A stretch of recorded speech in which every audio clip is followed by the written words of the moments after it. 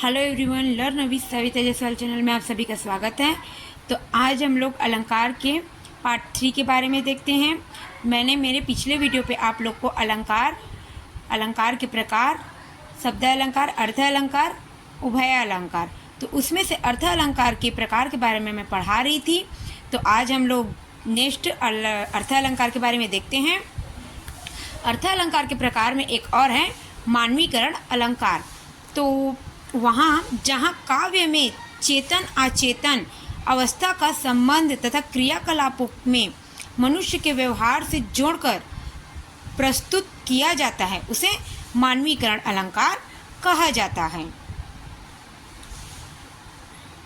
जैसे जब जड़ पदार्थ और प्रकृति के अंग, नदी, पर्वत, पेड़ लगाए, झरने, हवा, पत्थर, पक्षी आदि पर मानव क्रियाओं का आरोप लगाया जाता है, अर्थात मनुष्य जैसा कार्य व्यवहार करता है, कार्य करता दिखाया जाता है, वहाँ मानवीकरण अलंकार होता है।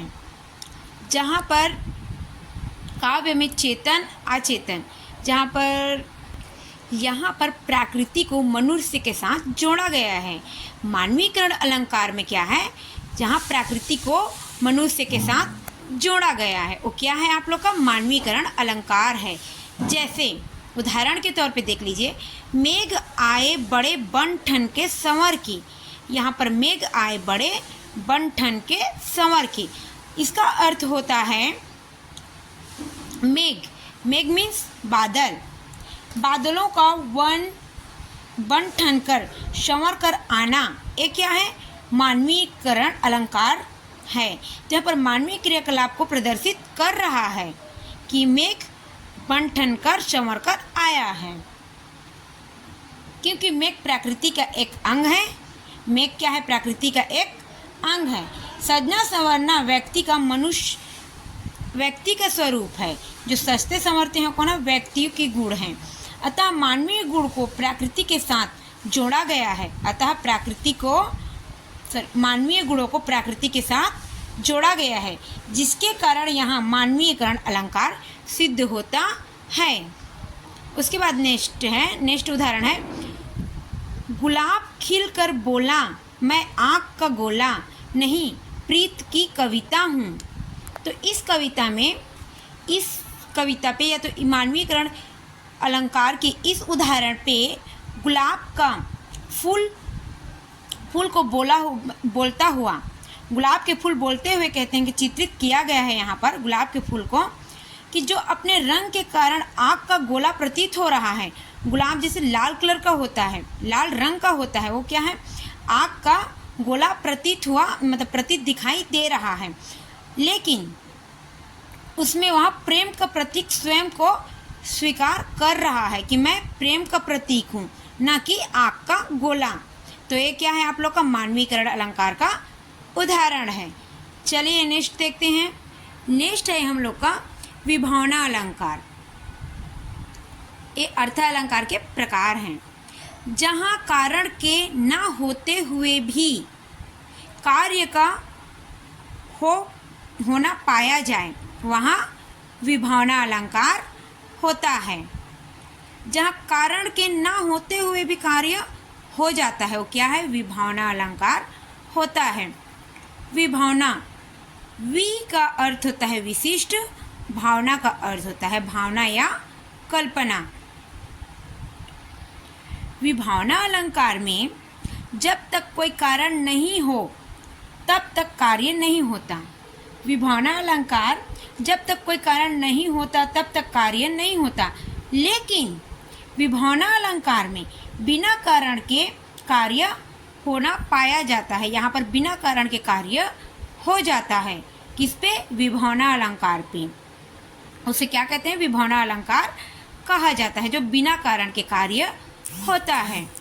उदाहरण के तौर पे देख लीजिए, बिनु पग चलय सुनय बिनु काना, कर बिनु करम करय विधि नाना, आनंद रहित शकल रस भोगी, बिनु बानी बक्ता बड़ जोगी।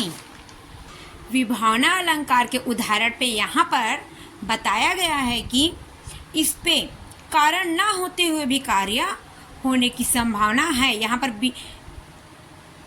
पर कारण नहीं है तो पर भी कार्य हो रहा है। जैसे देख लीजिए, बिनु पग चले सुने बिनु काना। यहाँ पर बिना पैर के चलना बताया जा रहा है, बिना पैर के चलना बताया जा रहा है। और बिना कान के सुनना भी यहाँ पर बताया जा रहा है। उसके बाद कर बिनु करम करे विधि नाना। तो ये क्या है आप लोग का, बिना हाथ के नाना प्रकार के काम किया जा रहा है। यहाँ पर बिना हाथ के किसी भी कार्य को कर रहा है यहाँ पर। उसके बाद है नेक्स्ट, बिना मुख के सभी रसों का भोग कर रहा है।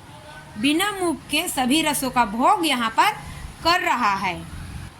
तथा बिना वाणी के वक्ता होना कहा जा रहा है। मतलब बिना वाणी के वो कुछ भी बोल दे रहा है, उसका मुख ही नहीं है लेकिन वो वहाँ से मतलब बोल रहा है। अतः यहाँ पर विभावना अलंकार है। देखो यहाँ पर बिना पैर के चला जा रहा है, बिना कान के सुना जा रहा है। यहाँ पर हाथ ही नहीं है लेकिन काम अनेक प्रकार से कर रहा है। मुंह नहीं है लेकिन व्यंजनों को, जो विशिष्ट व्यंजन रस हैं उसको खा रहा है वो।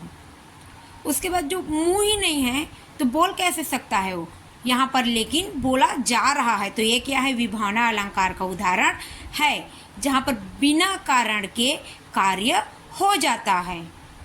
उसके बाद नेक्स्ट है अलंकार में जो तीसरा प्रकार है, शब्द अलंकार और अर्थ अलंकार से जुड़ा हुआ है उभय अलंकार। दोनों से मिलकर क्या बना है, उभय अलंकार, जिसमें शब्द और अर्थ दोनों होते हैं। उभय अलंकार पे जो अलंकार शब्द और अर्थ दोनों पर आधारित रहकर दोनों को चमत्कार करते हैं उसे उभय अलंकार कहा जाता है। जैसे उदाहरण के तौर पे हम लोग समझ लेते हैं उभय अलंकार पर, कजरारी अखियन में कजरारी ना लखाए। कजरारी अखियन में कजरारी ना लखाए, इसका अर्थ होता है यहाँ पर दो बार कजरारी शब्द आया हुआ है, जिसका अर्थ होता है कि यहाँ पर काली, जो काली आंखें हैं उससे युक्त है, जो काली आंखों से युक्त है। यहाँ पर कजरारी शब्दों को अलंकृत कर रही है। कजरारी शब्दों को क्या कर रही है, यहाँ पर अलंकृत कर रही है। और दूसरी ओर अखियन में ना लखाए, अखियन में ना लखाए, इसका अर्थ होता है कि जो काजल युक्त आँखें हैं उसमें उसको सुंदर दिखाने के लिए काजल लगाने की आवश्यकता नहीं है। उसको सुंदर दिखाने के लिए काजल लगाने की आवश्यकता नहीं है, क्योंकि वो पहले से ही सुंदर है। तो इस प्रकार ये शब्द और अर्थ दोनों ही इसमें प्रकट है, इसमें शब्द और अर्थ दोनों ही प्रकट हैं। और यह दोनों को अलंकृत कर रही है, शब्द और अर्थ दोनों को अलंकृत कर रही है। इस कारण से ये उभय अलंकार है। उभय अलंकार के दो प्रकार होते हैं, संसृष्टि और शंकर। तो उभय अलंकार का पहला प्रकार है संसृष्टि उभय अलंकार। ऐसा अलंकार जिसमें शब्द अलंकार हो सकता है तथा अर्थ अलंकार भी हो सकता है, या शब्द अलंकार और अर्थ अलंकार दोनों हो सकते हैं। इसमें शब्दों की पहचान करने में ज़्यादा कठिनाई नहीं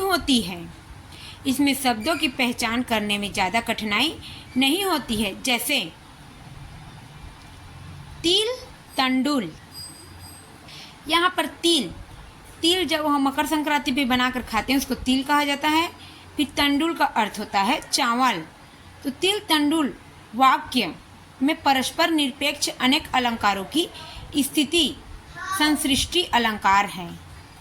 जिस प्रकार तिल और तंडुल मीन्स चावल मिलकर भी पृथक दिखाई पड़ते हैं। तिल और चावल को मिलाने से वह अलग अलग दिखाई पड़ता है। उसी प्रकार संसृष्टि अलंकार में कई अलंकार मिले रहते हैं, किंतु उनकी पहचान में किसी प्रकार की कठिनाई नहीं होती है।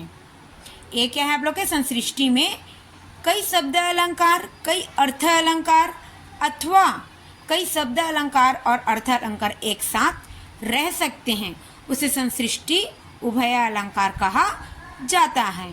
उसके बाद नेक्स्ट है संकर उभय अलंकार।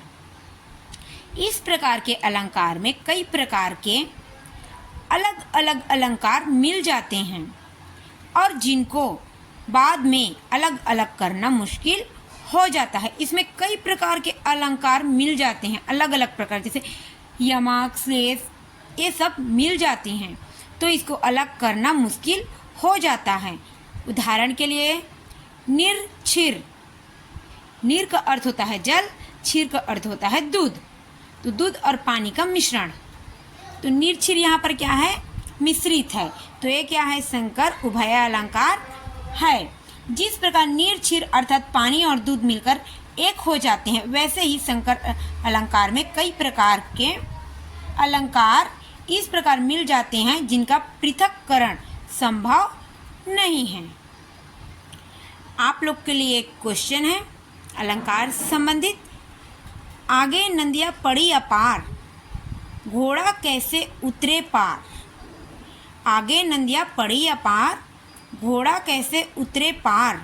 राणा ने सोचा इस पार, तब तक चेतक था उस पार। तो यह कौन से अलंकार है, आप लोग कमेंट पे बताइएगा। तो अलंकार में बस इतना ही है। नेक्स्ट वीडियो में मिलते हैं। थैंक यू, धन्यवाद।